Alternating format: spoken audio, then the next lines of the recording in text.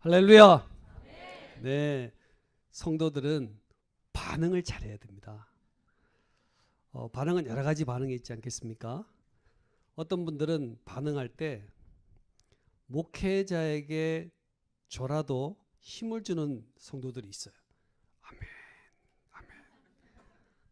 또 어떤 이들은요, 목회자를 매우 힘들게 하는 분도 있어요. 도마. 글쎄요, 옆으로 주무시는 분이 있어요. 또 어떤 분은 가룟 유다형이 있습니다. 흥 이렇게. 저는 신앙생활 하면서 성도들이 가장 중요한 것은 반응이다. 반응을 할 때 그때 하나님의 놀라운 역사가 임하는 줄 믿습니다. 자, 한번 우리 서로에게 한번 인사해 볼까요? 당신의 미소가, 자, 저를 보지 말고 옆 사람을, 당신의 미소가 내게 힘이 됩니다. 당신의 격려는 나를 돌아보게 합니다. 네, 성도들은요, 미소만 잘 지어도 힘이 돼요. 이민 생활하고 유학 생활하는 가운데 얼마나 힘들까요? 참 힘들어요. 그런 힘든 상황 가운데 있는데 교회만 오면 나를 보고 웃어주는 사람이 있는 거예요. 그래서 당신의 미소는 내게 힘이 됩니다. 두란노의 교회를 왔더니 내게 웃어주는 사람이 많아. 지나가 보세요. 제가 이 토론토를 와서 막 지나가는데 저보고 웃는 사람이 없어요. 그런데 두란노 교회를 오면 웃는 사람이 있어요. 힘이 되는 거예요. 아, 이곳에 오면 힘을 얻구나. 이게 교회가 가질 수 있는 가장 큰 힘이라고 생각해요. 당신의 미소는 내게 힘이 됩니다. 당신의 격려는 나를 돌아보게 합니다. 그래서 성도는 잘 웃어주고 격려만 잘하면 100점입니다. 신앙생활 어려운 거 없어요. 웃어주고 격려하고.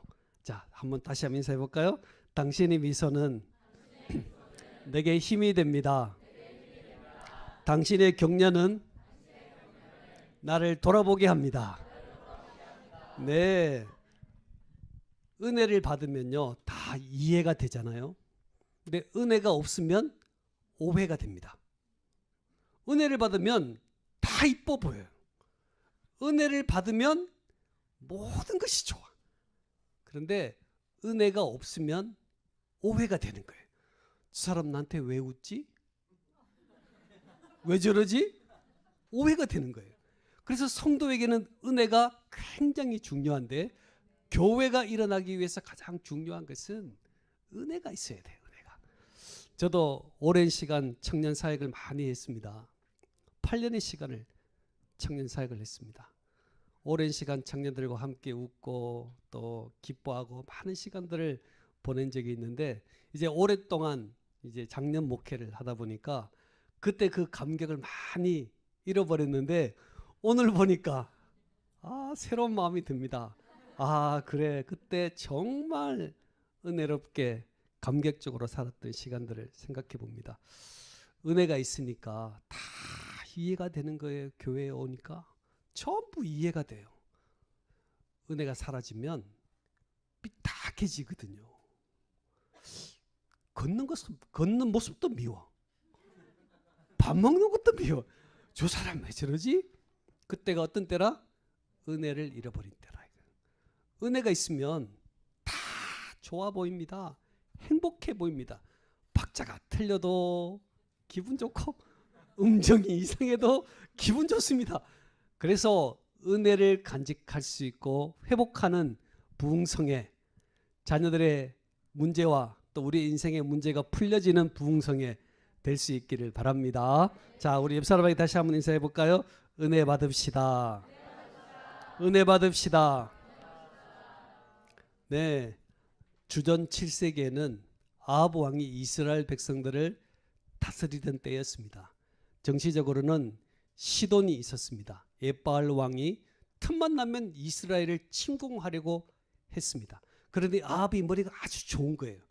이 시돈이 우리를 공격하기 전에 내가 정략 결혼을 해가지고 우리 나라를 지켜보자라고 생각해서 공주 이세벨과 결혼을 했습니다. 그러나 결국 시돈의 속국이 되고 말았습니다.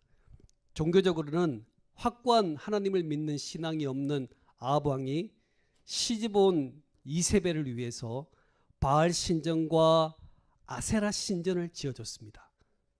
그러니 하나님을 섬기는 선지자들이 한 명씩 한 명씩 죽임을 당하는 거예요. 그리고 백성들에게는 바알 신을 섬기는 강요가 있기 시작했습니다. 경제적으로는 3년 6개월 동안 가뭄이었습니다. 당시 생계수단은 목축업과 농업이었는데 비가 오지 않으니까 먹을 것이 없는 상황 가운데 서게 되었습니다. 정치적으로, 종교적으로, 경제적으로 혼탁한 시대를 살아가면서 어떻게 이 문제를 해결할 것인가를 고민하는 상황이 있었습니다. 그때 하나님께서는 엘리야라는 한 사람을 들어서 시대 가운데 소망과 힘을 주시는 계획들을 가지게 됩니다. 하나님은요, 많은 사람이 필요한 것이 아니에요. 우리가 돌아보면서 우리 두란노 교회가 큰 교회가 되었으면 좋겠습니다. 많은 일꾼이 있으면 좋겠습니다. 그러나 하나님의 방법은 한 사람의 엘리야를 통하여 시대 가운데 소망과 희망을 주시는 하나님이 우리의 하나님이시다. 하나님의 방법은 사람인 줄 믿습니다. 자, 우리 옆사람이 인사해 볼까요? 하나님의 방법은 나 자신입니다. 그렇습니다. 엘리야 시대와 동일하게, 아합의 시대와 동일하게 이 시대도 아주 비슷한 모습이 있습니다. 정치적으로는 대한민국 땅이 주변 열강 가운데 끼어 있지 않습니까? 남북의 문제를 자주적으로 해결할 수 없는 어려움이 있습니다.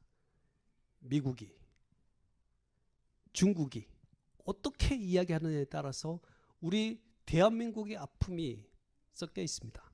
오늘 여러분에게도 소수민족의 아픔이 있지 않습니까? 우리가 아무리 이야기해도 주류가 바뀌지 않는 어려움이 정치적으로 우리에게 있습니다. 종교적으로는 기독교 신앙이 희미한 상황 가운데 있습니다. 종교다원주의, 종교가 하나 되어야 된다는 일치운동. 무슬림은 대한민국에 25만이 있습니다. 25만 명이 되는 무슬림이 대한민국에 들어와서 많은 사람들을 포교하고 있는 상황 가운데 있습니다. 기독교 신앙이 점점 약해지고 있습니다. 성소수자를 보호한다는 미명 아래 동성애를 칭송하는 상황 가운데 그것은 하나님이 기뻐하지 않는 일이라고 아무리 떠들어도 그 말이 들리지 않는 시대를 살아가고 있습니다. 경제적으로는 참으로 불황입니다. 많은 정치인들이 나타나서 나를 따르면 부강할 수 있다, 나를 찍어주면 잘 될 수 있다 했지만 점점 경제적으로는 힘든 상황 가운데 있습니다. 자녀들을 출세시키기 위해서, 자녀들의 성공을 위해서 토론토 땅까지 왔지만 경제적으로 얼마나 퍽퍽한 삶을 살아가고 있습니까? 하나님께서 이 시대에 엘리야를 통해서 시대의 소망을 주신 것처럼 오늘 이 시간 저와 여러분을 통해서 하나님의 놀라운 축복과 은혜를 주시고자 계획하시는 이 시대의 말씀을 여러분 잘 기억하셔야 됩니다. 교회가 일어나기 위해서는 시대적인 감각이 있어야 돼요. 네, 시대적인 감각. 교회를 일으키기 위해서 우리는 가만히 있으면 안 됩니다. 시대적인 감각을 가지고 내가 어떻게 이 시대를 이끌어가며 어떻게 이 시대 가운데 하나님이 기뻐하시는 일을 할 것인지를 다짐하는 한 사람을 통해서 교회가 일어난다는 놀라운 축복을 저와 여러분이 기억하시길 바랍니다. 우리 교회는 누군가가 필요하다. 그렇지 않습니다. 하나님은 엘리야 한 사람을 통하여 시대 가운데 은혜를 주신 것처럼 오늘 이 자리에 있는 저와 여러분 한 사람, 몇 사람? 한 사람. 몇 사람? 한 사람. 네. 하나님은 한 사람 엘리야를 통해서 시대 열방 가운데 빛과 소망을 베푸시는 하나님이 우리의 하나님이시기 때문에 오늘 이 엘리야는 시대적인 감각을 가진 사람이 되어야 합니다. 이 시대를 한번 생각해 볼까요? 하나님과 점점 멀어지는 시대입니다. 하나님과 상관없이 살아도 아무런 문제가 없는 시대를 살아가면서 하나님께 나가야 한다. 하나님을 기억해야 한다. 우리 위에는 하나님이 계시다. 이렇게 말할 수 있는 외침이 필요한 시대가 바로 지금의 시대입니다. 하나님이 아합과 그의 백성의 바알 숭배로 인해서 수년 동안 비를 내리지 않으셨습니다. 이슬이 없었어요. 그래서 온 땅에 짐승을 먹일 수 있는 풀이 없는 상태에 서 있습니다. 여러분, 나라가 고난을 당하고 어려운 일을 당하면 지도자는 반드시 왜 이런 어려움이 우리들에게 찾아오는지를 돌아볼 수 있어야 됩니다. 가정에 고난이 옵니까? 부모는 반드시 자신의 삶을 돌아보면서 무엇이 이런 어려움이 오게 했는지를 돌아볼 수가 있어야 합니다.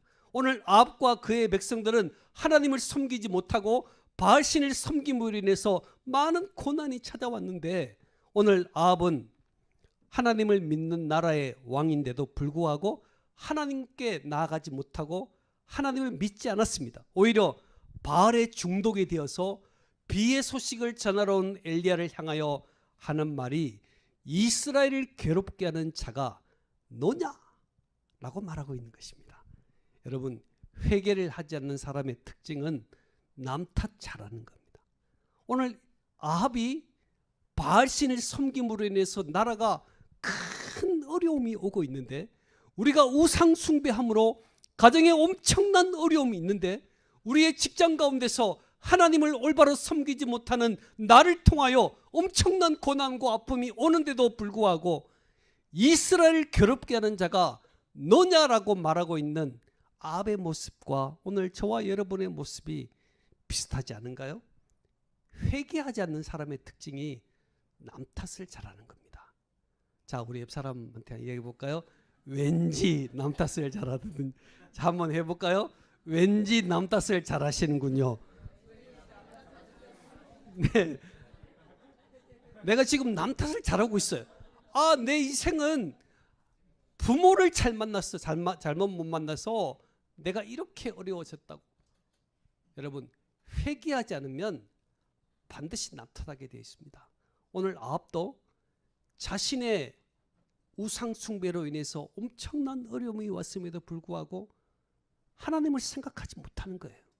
그리고 엘리야를 향하여 남 탓하고 있는 아합 왕의 모습을 보면서 오늘 엘리야는 회개를 촉구하고 있습니다. 누가 하나님인지를 한번 우리가 알아보자라는 영적 제안을 했습니다. 생각해 보면요, 엘리야가 아합을 통하여 영적 전투를 선택했을 때 선지자만 850명이 모였습니다. 그냥 일반 사람이 800명이 뻘떡 일어나서 다가오면요, 정말 무섭습니다. 그런데 선지자 850명이 갈멜산에 모인 거예요. 갈멜산은 당시 바알신을 섬기는 가장 중심지였습니다. 가장 중심지에 선지자 850명과 그를 지지하는 왕과 백성들이 모인 것입니다. 850대 1의 영적 전투가 시작되는 가운데 엘리야는 그 많은 사람들이 보는 앞에서 백성들을 향하여 영적 도전을 합니다. 하나님을 버리고 편안하게 타협하고 살고 있는 이스라엘 백성들에게 영적 도전하는 말씀, 바로 21절 말씀입니다. 저를 한번 읽어볼까요? 21절 말씀입니다. 읽어보겠습니다. 시작. 엘리야가 모든 백성에게 가까이 나아가 이르되 너희가 어느 때까지 둘 사이에서 머뭇머뭇하렸느냐? 여호와가 만일 하나님이면 그를 따르고 바알이 만일 하나님이면 그를 따를지니라 하니 백성이 말 한마디도 대답하지 아니하는지라. 아멘. 엘리야가 지금 누구 앞에서 이야기하고 있습니까? 850명의 선지자들 앞에서 백성들이 쫙 구경하러 왔는데 그들을 향하여 영적 도전을 하는 거예요. 그들은 하나님을 믿는 백성들이었습니다. 하나님을 섬기는 백성들이었는데 바알신을 따르면서 까마득하게 하나님을 잊어버리고 살아가는 그들에게 엘리야는 도전하고 있습니다. 너희가 지금 어느 때까지 머뭇머뭇하려느냐? 하나님이냐 바알이냐, 하나님이냐 세상이냐를 선택하라고 말하고 있습니다. 여러분, 하나님을 믿는 백성들이 하나님을 떠나는데도 누구도 말하지 않는 것입니다. 왜 하나님을 따르지 않느냐, 왜 하나님을 섬기지 않느냐고 누구도 말하지 않는 상태 가운데 있는데 엘리야 한 사람은 외치고 있습니다. 하나님이냐 세상이냐를 선택해라. 회색은 안 된다. 양다리는 안 된다. 멀찍이 따라가면 안 된다. 하나님이냐 세상이냐, 하나님이냐 바알이냐를 선택하라고 외치고 있는 오늘 엘리야의 모습을 여러분 가만히 생각해 보십시오. 우리는 자녀들에게 외치지 않습니다. 하나님이냐 세상이냐 선택해라 말하지 않습니다. 하나님을 믿는 가정인데 말하지 않습니다. 하나님을 믿는 청년들인데 누구도 내게 도전하지 않습니다. 하나님이냐 세상이냐 선택해야지. 둘 사이에 머뭇머뭇하면 안 된다, 회색 안 된다라고 말하는 오늘 엘리야의 외침은 저와 여러분의 외침 되시기를 축복합니다. 자녀들을 향하여, 부모는 자녀들을 향하여, 회색 신앙인 자녀를 향하여 하나님이냐 세상이냐를 선택하라고 말해야 합니다. 여러분, 가장 친한 친구에게 하나님이냐 세상이냐를 선택하라고 말할 수 있는 외침이 필요한 시대를 살아가고 있습니다. 우리는 하나님을 잘 믿는 상황 가운데 있으면서도 회색 신앙을 보면서, 양다리 신앙을 보면서 우리는 선택하지 못하고 살아가는 상황 가운데 엘리야는 계속 외치고 있습니다. 하나님이냐 바알이냐, 하나님이냐 세상이냐, 왔다 갔다 하지 말고 선택하라고 오늘 이 시간 말씀하는 이 외침이 오늘 저와 여러분에게 깊이 새겨지기를 축복합니다. 우리는요 고민이 참 많아요. 교회 안에서 신앙인, 학교에서, 직장에서, 세상으로 살아가면서 내가 지금 하나님을 믿는 백성이냐 아니냐에 대한 선택보다 교회에서는 신앙인, 세상에는 세상의 비율을 맞춰 살아가는 인생, 이것을 생각하다 보니까 이스라엘 백성이 하나님을 섬기는 백성임에도 불구하고 하나님을 전혀 기억하지 못하고 살아가니까 엘리야는 그들을 향하여 외치는 겁니다. 하나님이냐 세상이냐 선택해야지. 선택하지 않고 적당하게 살아가면 결국 하나님과 멀어지는 인생이 될 수밖에 없음을 우리들에게 촉구하고 있습니다. 근데 오늘 21절에 보니까요, 주목할 것은요, 백성들이 말 한마디도 대답하지 아니하는지라. 지금 엘리야는 영적 도전을 하고 있습니다. 하나님이냐 세상이냐를 선택하라 했더니 백성들이 가만히 있는 거예요. 그저 백성들은 영적 도전 앞에는 침묵하면서 고난의 이유에는 관심이 없습니다. 물이 없으면 물이 없다고, 돈이 없으면 돈이 없다고, 왜 내게는 돈이 없습니까? 하나님, 왜 나는 돈이 없습니까? 내 인생은 왜 이렇게 어렵습니까? 이런 외침만 하지 영적인 도전에는 침묵하는 거예요. 영적인 도전에 침묵하는 이스라엘 백성들을 가만히 보면서, 그래서 지도자가 중요한 겁니다. 지도자가 중요한, 부모가 중요한 거예요. 예수 잘 믿는 부모가 얼마나 중요한지 몰라요. 영적 도전 앞에서 아무리 하나님이냐 세상이냐를 선택하라고 할지라도 그들은 침묵하는 거예요. 아무런 관심이 없어요. 그러니 목회자와 교회가 얼마나 중요한지 몰라요. 그 목회자와 교회는 계속 외칩니다. 회색 안 됩니다. 중간 신앙 안 됩니다. 양다리 신앙 안 됩니다. 하나님을 전적으로 의지하고 나 위에 하나님이 계심을 기억하는 인생이 되라고 외치는 이 외침 가운데 있는 두란노 교회와 이 목사님이 너무너무 귀한 시대를 살아가고 있는 것입니다.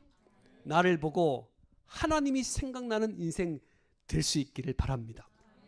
여러분이 영적 도전을 해야 되는 거예요. 내가 똑같이 신앙생활 하면서 비리비리한 신앙인을 보면 도전을 해야 합니다. 하나님이냐 세상이냐를 선택해라. 회색은 안 되는 거예요. 회색 신앙 안 됩니다. 오랫동안 예수를 믿었습니까? 모태 신앙입니까? 여러분, 그러나 내 인생의 회색 신앙으로서는 하나님께 결코 쓰임받을 수 없는 거예요. 이 시대의 엘리야, 시대의 감각을 세워나가는 가장 중요한 한 사람을 통해서 우리 가정이 변하는 겁니다. 목사님, 저는요 혼자 믿어요.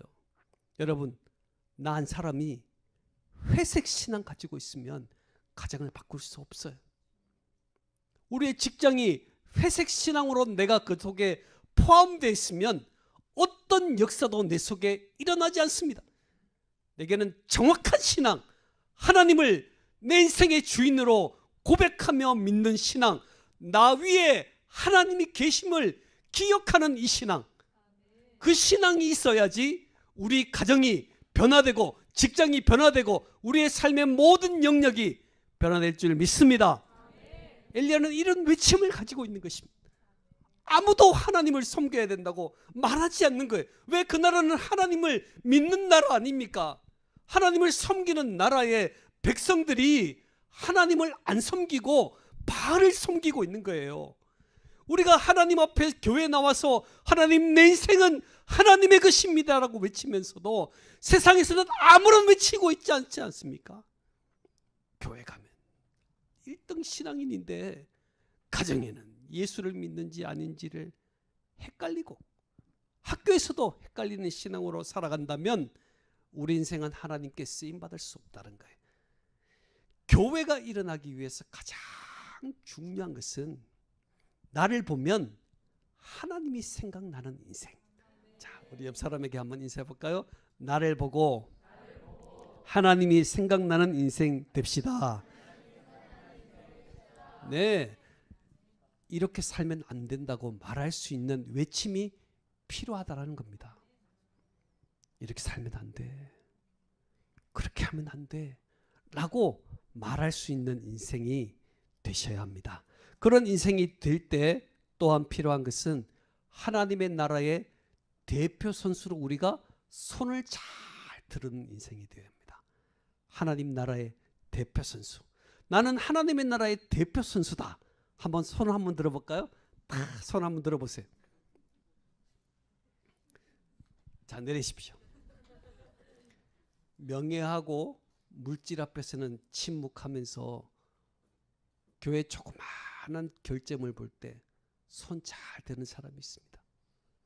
여러분, 그런 인생이 되면 안 돼요. 하나님의 나라의 대표 선수. 중요한 시합을 할 때 그 시합에 가장 중요한 스타 선수가 있잖아요. 그것은 왜 스타 선수입니까? 팀이 위기에 빠졌을 때 한 방을 하는 선수가 스타 선수 아닙니까? 하나님의 나라의 대표 선수로 손을 든다는 것은 교회가 어려운 일을 만나고 교회가 힘든 일을 만나고 내 인생의 어려운 순간순간을 만났을 때 손을 번쩍 들고 나는 하나님을 믿는 선수입니다. 나는 하나님의 나라에 으뜸가는 선수입니다라고 손을 들 수 있는 그런 인생이 되셔야 한다는 거예요. 내가 손을 들면 세상이 약해집니다. 내가 손을 드는 순간 하나님의 놀라운 역사가 생기기 때문에 세상이 약해지는데 내가 손을 안 들면 세상이 강해지는 거예요. 얼마나 세상이 무서운지 몰라요. 얼마나 내 인생이 위험한지 몰라요. 그러나 내가 손을 들면 세상이 아무것도 아니라는 사실을 깨닫게 됩니다. 당시에 바알에 무릎 꿇지 않고 우상을 섬기지 않았던 7,000명의 사람이 있었습니다. 그리고 선지자만 100명이 있었습니다. 그런데 아합과의 영적인 전투를 하는데 지금 몇 사람이 나와 있습니까? 엘리야 혼자 있습니다. 22절 한번 볼까요? 22절의 말씀입니다. 읽어보겠습니다. 22절 시작.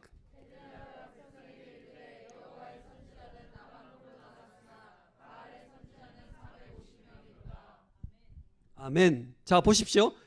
엘리야가 850명의 선지자와 대결하는 순간에 손을 들고 나는 하나님을 믿는 백성들의 선지자입니다라고 손을 드는 사람은 한 사람밖에 없는 거예요.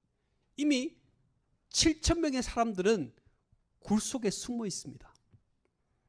100명의 선지자들도 숨겨져 있습니다. 그들은 겨우겨우 자기 혼자 신앙생활에 겨우겨우 명맥을 유지하며 살아갑니다. 왜? 손을 들면 죽습니다. 손을 들면 손해봅니다. 그러니 하나님을 믿는 백성임에도 불구하고 자기 혼자 겨우겨우 신앙생활하는데 엘리야는 손을 번쩍 드는 거예요. 왜? 대표 선수니까. 대표 선수니까 손을 드는 겁니다. 나만 홀로 남았건을 혼자 있으면 외롭습니다. 혼자 있으면 중압감이 듭니다. 내가 잘하는 걸까? 네, 잘하는 것입니다. 하나님을 위하여 손을 드는 인생, 대표 선수로 손을 드는 순간에 하나님께서는 그를 통하여 놀라운 역사와 은혜를 베푸시는 하나님이 우리의 하나님이시라는 사실을 기억합시다. 손을 들면 7,000명을 보내주는 거예요. 같이 한번 해볼까요? 손을 들면 7,000명을 보내주십니다. 네, 여러분의 직장 가운데서 내가 손을 듭니다. 나는 하나님을 믿는 백성입니다. 성경을 꺼내고 성경을 읽고 기도하고 하나님을 믿는 자녀답게 살아가게 되면 사실은 나도 어릴 때 예수를 믿었습니다. 이렇게 고백하며 나오는 사람들이 생긴다는 거예요.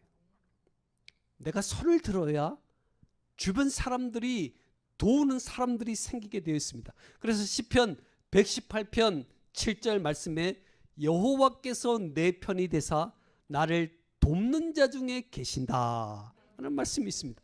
하나님은요 어느 날 갑자기 하늘을 열어서 내가 여기 있다 이렇게 말씀하지 않으시고요, 돕는 자를 보내가지고 그 일을 하시는 하나님이 우리의 하나님이시거든요. 그러니 엘리야가 손을 들 때 숨어있는 이들이 일어나서 함께 협력하고 주님의 일을 이루어갈 수 있는데 손을 안 드는 거예요. 이 시대 많은 젊은이들이, 이 시대 많은 성도들이 손을 안 들어요. 손을. 하나님의 나라의 대표 선수는 뭘 잘 들어야 돼요? 손을 잘 들어야 됩니다. 자, 손을 한번 쫙 들어볼까요? 네, 나는 하나님을 믿는 백성입니다. 이겁니다. 내리십시오. 하나님을 믿는 백성입니다. 손을 잘 들어야 돼요. 근데 이때 손을 안 들면요 엉뚱한 데만 시간을 보내는 거예요. 오늘 엘리야는 시대적으로 하나님 앞에 쓰임받는 귀한 존재였습니다. 왜일까요? 나만 홀로 남았거늘. 아무도 주변에 예수 믿는 사람이 없는 것 같은 거예요. 그런데 손을 드니까 하나님이 사람을 보내어서 그 일을 이루어 가시는 하나님임을 우리는 기억해야 합니다.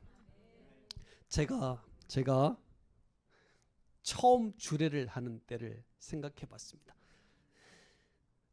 처음 이제 청년 사역을 할 때 그 청년이 제게 주례를 부탁했어요. 제가 그때 32살이었습니다. 그 청년이 저한테 주례를 부탁했어요. 처음이잖아요. 처음이니까 얼마나 떨립니까? 그래서 기도했죠. 하나님 순적하게 주례를 할 수 있도록 도와주십시오. 제가 그 순간이 왔네요. 순적하게 하도록 해주십시오. 기도를 열심히 했는데 시간이 지났는데도 어떻게 결혼식을 할 건지에 대해서 이야기를 안 하는 거예요. 왜 이야기를 안 하는 거지? 기다리다가 하루 전이 되었습니다. 연락이 안 오니까 내일 가야 되는 것인지 말아야 되는 것인지 연락이 와야지 이야기가 되는데 연락이 안 오는 거예요. 그래서 제가 전화를 했습니다. 제가 전화를 했더니 그렇지 않아도 전화를 드리려고 했다고 그러면서 하는 이야기가 뭐냐 하면은 저희 아버지가 유림입니다. 유교에 가 쓰고 이렇게 쫙 이런 거 있잖아요. 유림입니다. 그런데 저희 아버지가 늘 하시는 말씀이 예수 믿는 사람들은 모조리 죽여야 한다고. 모조리 죽여야 한다고. 그렇게 계속 이야기하던 아버지이기 때문에 주례는 부탁해놓고 섣불리 말을 못하는 상황 가운데 있었던 겁니다. 야, 정말 절망 또 절망. 처음 주례하는데 좀 멋있게 주례를 해야 되는데 아버지가 유림이라는 거예요. 그리고 그 아버지가 극적으로 예수 믿는 사람들을 힘들어하는. 근데 제가 목사가 주례를 한다면 어떻게 되겠습니까? 그래서 제가 물었습니다. 그러면 아버지가 결혼 하다가 목사가 주례하고 이러면 기도하고 하면 혹시 벌떡 일어나는 그런 스타일이냐 할 때 충분히 그런 스타일이래.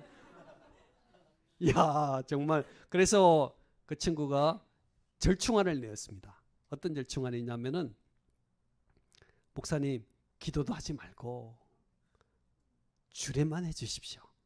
찬송도 하지 말고 기도도 하지 말고 주례만 해 주십시오.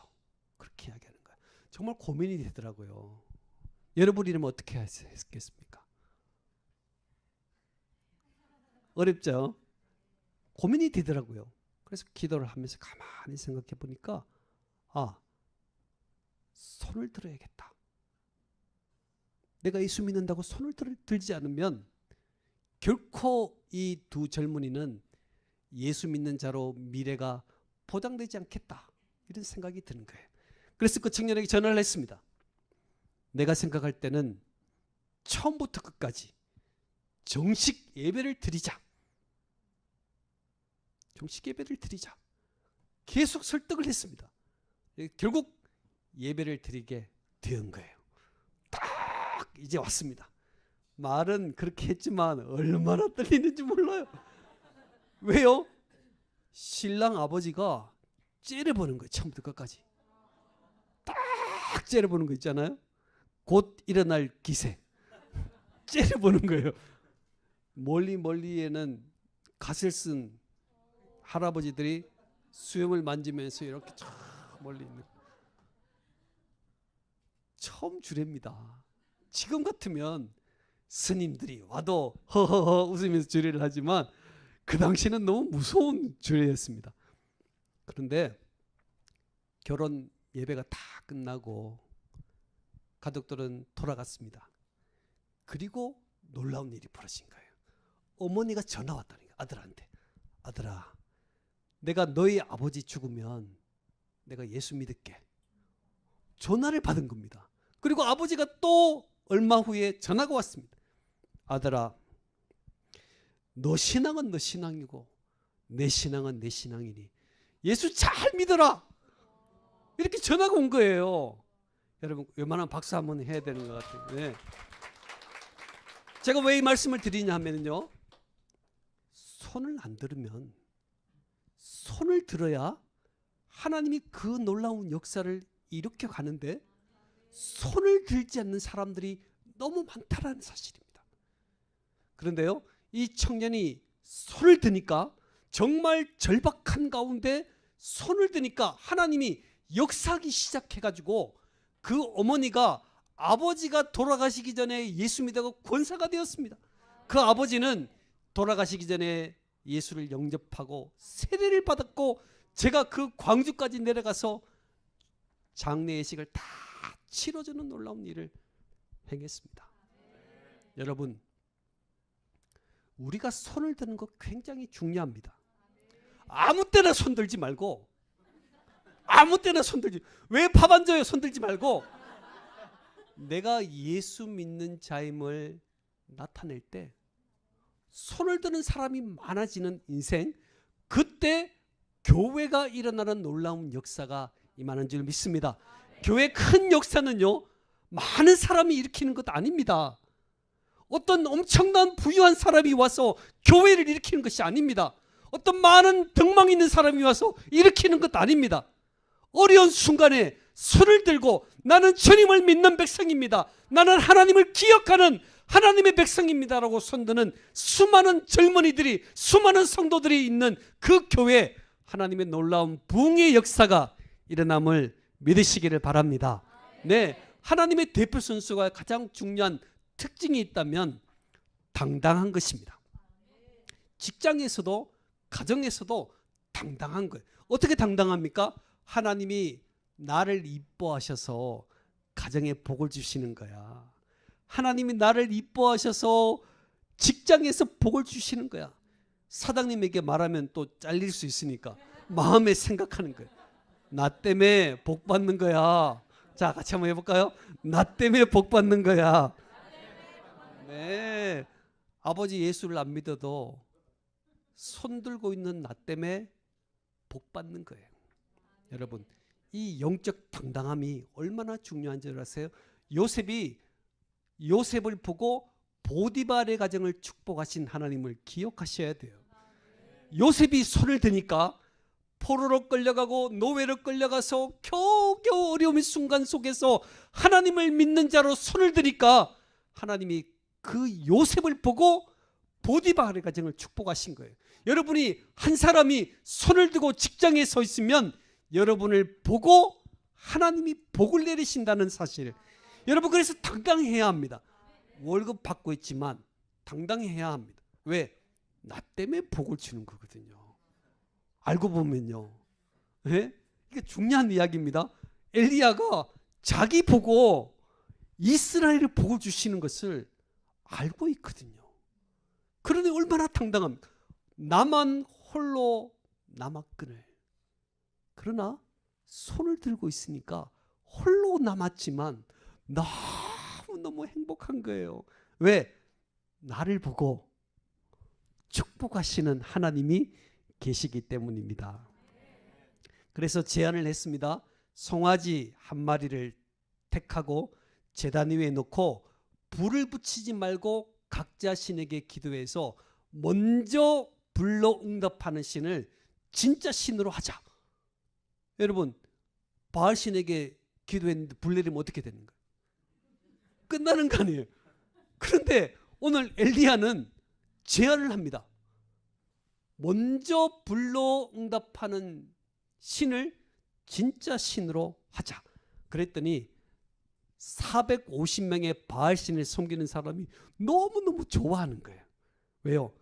자기가 섬기는 바알 신의 한 손에는 번개를 가지고 있다고 생각하거든요. 그래서 불은 자신 있다고 생각하는 거예요.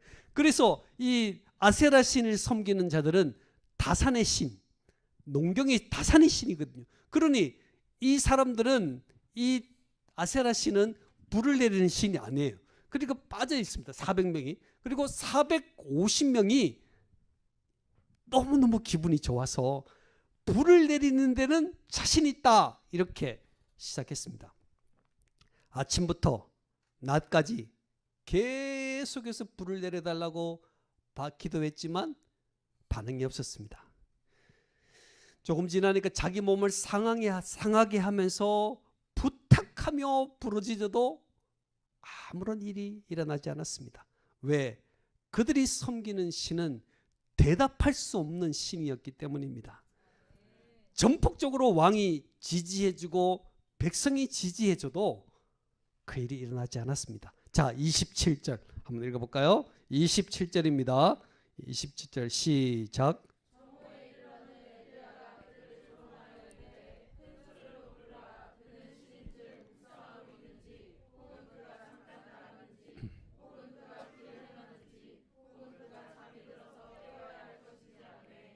아멘.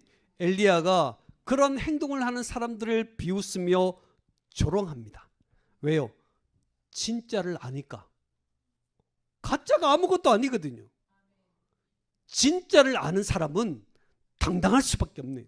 오늘 저와 여러분이 믿는 하나님은 참 하나님이신 줄을 믿으시기를 바랍니다. 참 하나님을 믿는 사람은 당당할 수밖에 없어요. 아무리 숫자가 많고 아무리 엄청난 능력을 가진 것처럼 보일지라도 조롱할 수밖에 없는 것입니다. 왜? 진짜를 아는 거니까. 너희들은 가짜다 이거예요. 가짜를 믿는 자들에게 진짜가 힘을 발휘하지 못하면 되겠습니까? 우리는 손을 드는 사람들입니다. 진짜 하나님을 믿는 주님의 백성들이기 때문에 당당하게 서 있는 것입니다. 큰 소리로 부르짖으라. 여러분, 세상은 심리적으로 미신에게 매여 있습니다. 그래서 결혼 날짜도 못 잡아요. 자기 힘으로. 네? 결혼 날짜를 누가 정해야 됩니까? 결혼할 사람들이 정해야 되잖아요. 근데 결혼 날짜도 못 정해요. 심리적으로 매여 있습니다. 그렇게 살아가는 그들을 향하여 엘리야는 외칩니다. 너희들은 가짜다. 너희들은 가짜다. 여러분, 이게 하나님의 대표 선수로 손을 드는 사람들의 모습이어야 한다는 거예요. 예수 그리스도를 나의 하나님, 나의 구주로 고백하는 신앙인이 하루 3끼 식탁 앞에서 정중히 기도하는 신앙을 가지면요, 젊게 안 나옵니다. 무당에게 찾아가서 물었는데 가르치는 거 다 가짜예요. 여러분, 세상은 심리적으로 미신에게 매여 있어서 이사도 함부로 못 가요.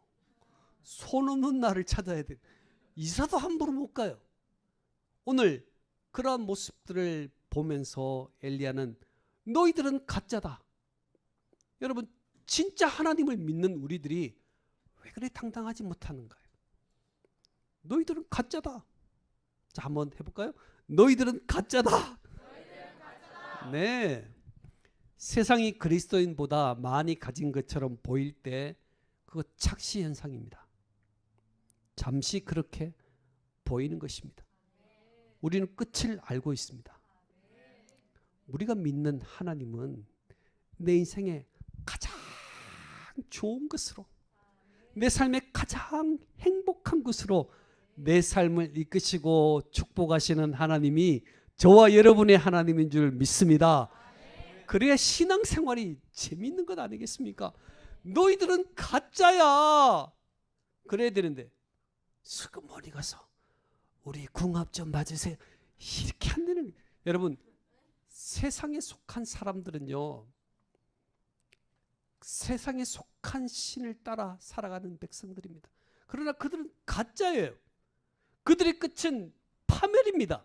그러나 하나님을 믿는 참 하나님을 섬기는 주의 백성들이 서 있는 바로 저와 여러분을 이끌어 가시는 하나님은 참 하나님이시고 살아계신 하나님이심을 믿으시기를 축복합니다.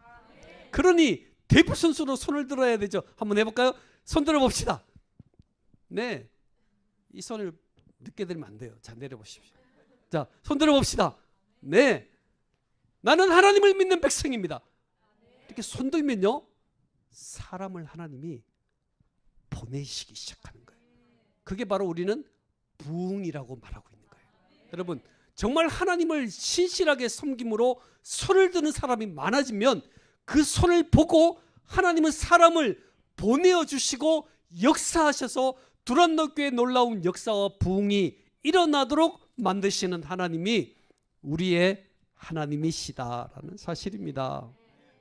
얼마나 중요한지 몰라요. 이제 엘리야 차례가 되었습니다. 아니, 450명이 그렇게 뜨들어도 불이 안 내리는 거예요. 왜? 가짜잖아요. 가짜잖아요. 여러분, 가짜 앞에 무릎 꿇으면 안 돼요. 가짜잖아요. 가짜. 그들에게 생명이 없습니다. 그들이 어떤 힘도 없습니다. 착시 현상일 뿐입니다. 이제 엘리야가 불을 내릴 차례가 된 거예요. 그럼 어떻게 해야 됩니까? 불을 내려야 되잖아요. 근데 엘리야는 불 내리는 데 관심이 없어요. 한번 보실까요? 30절 읽어보겠습니다. 30절입니다. 시작.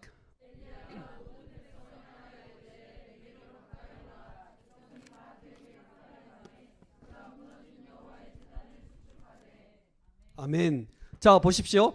엘리야가 모든 백성을 가까이 모았습니다. 그러니 이제 엘리야가 어떻게 불 내리는지를 보려고 그 많은 백성들이 쫙 모였습니다.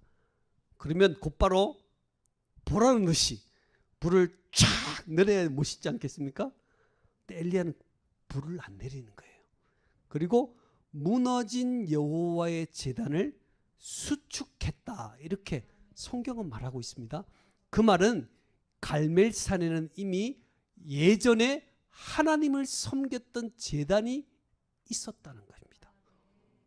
하나님을 섬겼던 제단이 있었는데 그 제단이 와르르 무너져 있었던 거예요. 그렇죠? 그래서 엘리야는 무너진 제단을 수축하고 야곱의 12아들의 수요대로 돌을 취해서 돌로 제단을 쌓고 주변에 도랑을 만드는 일을 했습니다. 사람들은 엘리야에게 왜 찾아갔을까요? 불을 내릴 줄 알고 찾아갔습니다. 근데 엘리야는 예배하는 일에 관심을 가졌다라는 거예요. 참 이상합니다, 여러분. 우리는 불에 관심이 많아요. 불을 내려달라고 그렇게 간구합니다. 불 관심 많아요. 그렇게 불 내릴 줄 알고 쫙 돌아보는데 무너진 제단을 하나씩 하나씩 쌓아 올리고 있습니다. 여러분, 기독교 신앙의 가장 핵심은 능력이 아닙니다. 예배입니다. 오늘 엘리야는 예배에 관심을 가지는 거예요. 사람들은 불이 있어야지 좋아합니다. 오늘 불이 팍 내려서 450명이 새벽부터 저녁까지 그렇게 부르짖어도 내리지 않은 불이 한 번에 팍 내리면 우와! 그러나 우와하고 끝납니다.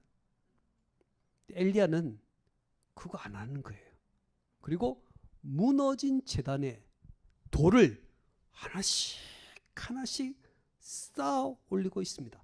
여러분, 주목할 것은 뭐냐면은 예배에 하나님을 믿는 사람들이 예배의 단이 무너져 있는데도 누구도 단을 재건할 수 있는 생각과 열정이 없었다라는 사실에 주목해야 한다는 거예요. 하나님을 믿는 백성들인데 하나님을 섬기는 그 제단이 와르르 무너져 있는데도 왜 이 제단이 무너졌는지, 왜 이 제단이 이렇게 되어야 되는지를 말하는 사람이 없었다라는 이 사실을 가만히 생각해 보셔야 합니다. 왜 그랬을까요? 예배가 없어도 소출이 있었고, 예배가 없어도 산업이 안정됐고, 예배가 없어도 자녀들이 잘 되고, 예배가 풍성해지지 않아도 얼마든지 좋은 일이 많았기 때문에 그들은 침묵하고 있었던 것입니다. 여러분, 우리가 처음 하나님을 섬기고 사랑했을 때 눈물이 많았잖아요. 우리는요. 정말 하나님을 향한 눈물이 있었잖아요. 하나님, 정말 하나님 사랑합니다. 하나님 아니면 안 돼요. 나는 주님이 있어야 돼요. 여러분, 유학 오신 많은 청년들, 하나님을 의지하지 않으면 어떤 일도 할 수 없는 아픔이 우리들에게 있잖아요.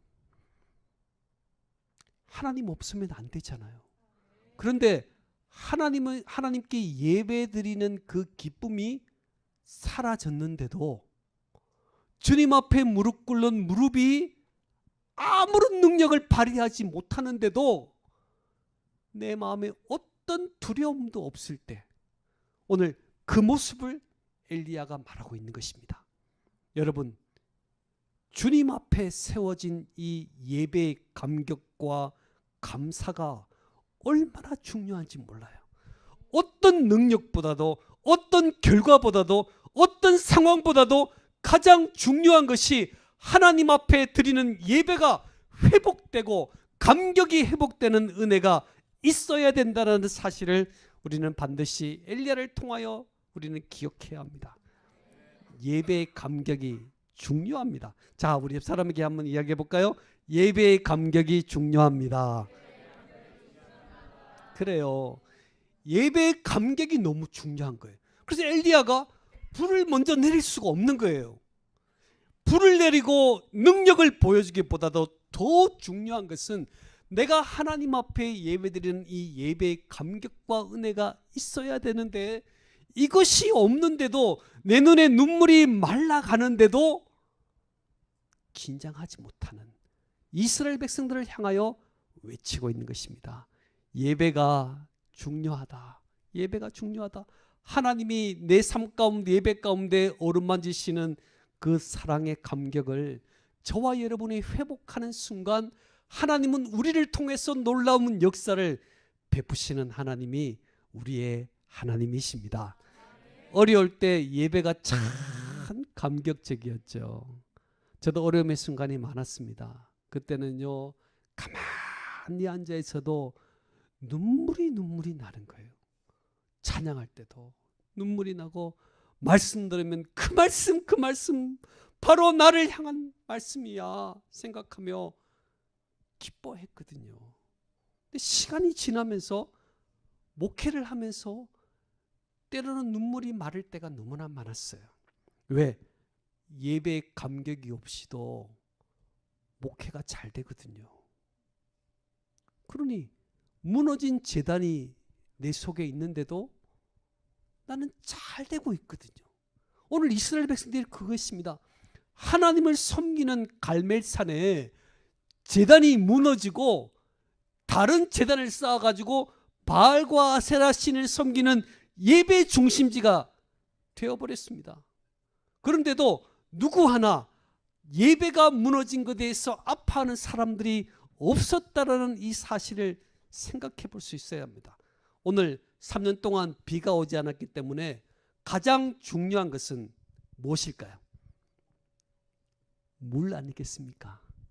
3년 반 동안 비가 안 왔으니까 물이 말랐을 거 아니에요. 그런데 엘리야는 기송강에 마르는 물을 다 끌어모아 가지고 12통을 만들어 온 거예요. 그리고 그렇게 중요한 물을 그 제단에 부어버립니다. 얼마나 아깝겠습니까? 왕이 물줄기를 찾기 위해서 찾아다니는 상황 가운데 있을 만큼 물이 말라 비틀어진 상황 가운데 가장 중요한 물을 12통이나 제단에 부어버립니다. 하나님께 예배하는 게 이렇게 중요하다. 하나님 앞에 설레인 감격과 감사는 어떤 것으로도 바꿀 수 없다라는 것이 오늘 엘리야가 우리에게 말해주는 것입니다.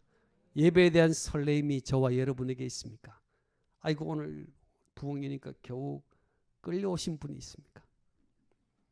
예전에는 안 그랬는데, 예전에는 찬양할 때 설레이고 두렵고 하나님이 어떤 말씀을 내게 주실까를 생각했던 우리였는데, 시간이 좀 지나면서 눈물도 메말라지고, 오늘은 왜 박자를 틀리게 할까? 왜 음정이 쳐질까를 생각하는 우리의 모습이 아닙니까? 여러분, 그러면 예배 감격이 흐려지고 있는 것입니다. 오늘 엘리야는 불을 내리기 전에 예배의 감격을 회복해야 한다고 우리에게 말하고 있습니다. 그래서 저녁 소재 예배를 드리면서 엘리야는 12초 기도를 드리고 있습니다. 37절의 기도를 볼까요? 37절 읽어보겠습니다. 시작.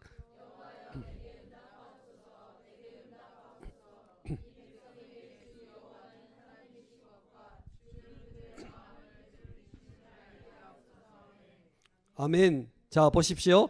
주 여호와는 하나님이신 것과 주는 그들의 마음을 되돌이키심을 알게 하옵소서. 이렇게 기도를 했더니 38절에 어떻게 됐습니까? 여호와의 불이 내려서 번제물과 나무와 돌과 흙을 태우고 도랑의 물을 핥은지라. 아멘. 자, 여러분, 하나님 앞에 예배를 드리고 나니까 뭐가 내렸어요? 불이 내렸습니다. 여러분, 순서가 바뀌면 안 됩니다. 순서가 바뀌기 때문에 문제가 생기는 거예요. 하나님, 제게 합격의 영광을 주십시오. 하나님, 제게 영주권을 주십시오. 네, 좋아하시는 분이 있는. 하나님 제게 영주권을 주십시오. 하나님 제게 학위를 받게 해주십시오. 제게 큰 부동산을 주십시오. 여러분, 우리의 신앙이 하나님을 향한 설렘의 마음이 없으면 불을 받으면 독이 됩니다. 그게 얼마나 우리의 아픔을 주는지 몰라요. 예배의 감격이 있어야만, 예배의 설렘이 있고 예배의 큰 은혜가 내 삶 가운데 일어나야만 내게 주시는 불이 은혜의 불이 되는 줄 믿습니다. 여러분, 그런데 우리가 자꾸 바꾼다는 것입니다. 이거 주시면 열심히 할게요. 아무도 없어요, 그런 사람. 제게 늘 많은 사람들이 이야기합니다. 목사님, 지금 제가 참 어렵지만 제가 큰 거 한 방 터뜨리면, 큰 거 한 방, 예, 여기도 몇 분 계신 것 같아요. 네, 큰 거 한 방 터뜨리면 그런 사람 교회 없더라고요. 터뜨리는데 없더라고요. 예배의 설렘이 얼마나 중요한지 몰라요, 저는요. 엘리야는요, 많은 숫자가 있어야지 참 신앙이라고 말하지 않습니다. 850명이 있었는데도 불을 내리지 못했어요. 많은 숫자가 참 신앙인이 아닙니다. 세월이 참 신앙이 아닙니다. 왜요? 새벽부터 저녁까지 외쳤잖아요. 안 되더라고요. 내가 못된 신앙, 나는 어리서부터 못된 신앙입니다. 못된 신앙. 오랫동안 믿었다고 해서 참 신앙이 아니더라고요. 큰 소리로 외쳤다고 해서 참 신앙이 아니더라고요. 허물어진 제단을 조용히 싸움으로 하나님 앞에 나아갈 때 우상이 척결되고 예배가 회복되면서 그토록 가물었던 가뭄이 해결되는 놀라운 역사를 경험하게 된 것입니다. 저는 신앙생활하면서 우리 두란노 교회 성도들에게 꼭 부탁을 드리고 싶은 것은 무엇이냐 하면은, 우리가 하나님이 쓰시는 한 사람이 되어야 되겠다. 우리는 옆 사람을 보거든요. 아이고, 제가 좀 열심히 하면, 자, 우리 옆 사람 한번 볼까요? 네. 아이고, 좀, 또 우리가 또 가정에서 보면 남편, 결혼하신 분들은 남편, 아이고, 저 인간이 열심히 하면 우리 집안이 될 것인데. 그렇게 우리의 마음이잖아요. 그런데 하나님은요, 나한테 관심이 있어요. 하나님은 내게 관심이 있는데 자꾸 우리는 옆 사람을 보는 거예요. 하나님, 이 인간 꼭 올해 안에는 꼭 변화되게 해주십시오. 내가 안 변하고 있는 지금. 하나님은 이 시대의 엘리야로 저와 여러분 한 사람을 부르고 있습니다. 너는 이 시대의 엘리야야. 너를 통해서 하나님의 놀라운 역사가 일어날 것이라고 오늘 우리들에게 말씀하고 있습니다. 그러니 이 엘리야는요, 외치는 사람입니다. 나 위에 하나님이 계시다. 외치는 사람이에요. 하나님을 알지 못하고 방황하는 그들에게 하나님이 계시다. 외치는 사람. 이 사람이 바로 엘리야입니다. 하나님의 아이고, 쟤만 보면 하나님이 생각나. 아이고, 우리 반주자만 보면 하나님이 생각나. 그래야 되는, 쟤만 보면 하나님이 까마득하네.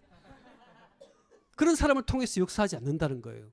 나를 보고 하나님이 생각나는 인생. 홀로 있지만 하나님의 나라의 대표 선수로 손을 드는 인생. 나 하나님을 섬깁니다. 나 하나님 사랑합니다. 나는 하나님의 방법대로 살아갈 것입니다. 손을 드는 그 한 사람. 내 삶에 무너진 예배와 감격을 회복하는 그 신앙. 이민촉이 생각나시는 분도 있을 거예요. 유학 처음 와서 말도 안 통하고 보내주는 돈은 떨어지고 절박했던 시간, 그런 시간이 있잖아요. 정말 갈급했던 신앙, 이 갈급한 마음, 이 마음이 늘 유지되면서 하나님 앞에 이 시대를 위하여 교회와 가정을 위하여 기도하는 그러한 신앙, 그런 시대의 감각을 가지고 살아가는 한 사람, 많이 있어도 안 돼요. 한 사람. 몇 사람? 한 사람. 단 한 사람을 통해서 하나님은 시대와 열방을 바꾸시는 하나님이 우리의 하나님이시고, 하나님의 방법은 나 한 사람이라는 이 사실을 여러분 꼭 기억했으면 좋겠어요. 자, 같이 한번 따라해 볼까요? 하나님은 나만 이뻐하신다. 다른 때는요 이기적이면 안 되잖아요. 근데 하나님과의 사랑에 있어서는 하나님이 나만 이뻐하신다, 이게 필요한 것 같아요. 하나님이 나만 이뻐하신다. 그러니 나 위에 하나님이 계신 걸 자꾸 이야기해야 되겠죠? 하나님이 나만 이뻐하시니까 내가 손을 안 들면 안 되잖아요. 내가 하나님 나라의 대표 선수로 손을 드린 거예요. 하나님이 나만 이뻐하시니까 설레이는 마음으로 하나님께 예배하는 은혜가 되잖아요. 그래서 하나님 앞에서는요 착각도 필요해요. 하나님이 나만 이뻐하신다. 자, 우리 옆 사람에게 한번 결론입니다. 자, 하나님이 나만 이뻐하신다. 네. 그런 인생이 많아질 때 두란노 교회는요 이번 부흥회를 통해서 착각하는 사람들이 많아지면 좋겠어요. 하나님이 저 사람만, 옆 사람만 이뻐하는 것 같아. 그거 아니에요. 하나님은 나한테 관심이 있어요. 네? 나한테만 관심이 있어요. 저는 늘 거울을 보면서 인사를 합니다. 거울아, 거울아, 누가 가장 멋있냐? 그러면 거울은 꼭 거짓말을 안 하더라고요. 너가 멋있어 이러는. 하나님 앞에서는요 착각함이 필요해요. 하나님은 나를 무지무지하게 이뻐하시고 나를 통해서 놀라운 역사를 베푸시기를 좋아하시는 하나님이시다. 기도하겠습니다. 이 시간 하나님 앞에 간구하여 기도하겠습니다. 특별히 간구하여 기도할 때 하나님을 생각해 하는 인생이 될 수 있도록 도와주십시오. 하나님의 나라의 대표 선수로 손을 드는데 익숙한 인생이 되게 해주십시오. 예배의 감격과 감사를 회복하며 설레는 하나님을 사랑하는 마음들이 지속되는 은혜를 제게 주십시오. 제가 하나님이 얼마나 이뻐하신다는 것을 기억하며 하나님의 백성으로 이 시대의 엘리야로 쓰임받는 우리 모두가 될 수 있도록 도와달라고 이 시간 두 손을 높이 드시고 주의 어머님 힘차게 부르시고 기도하겠습니다. 주여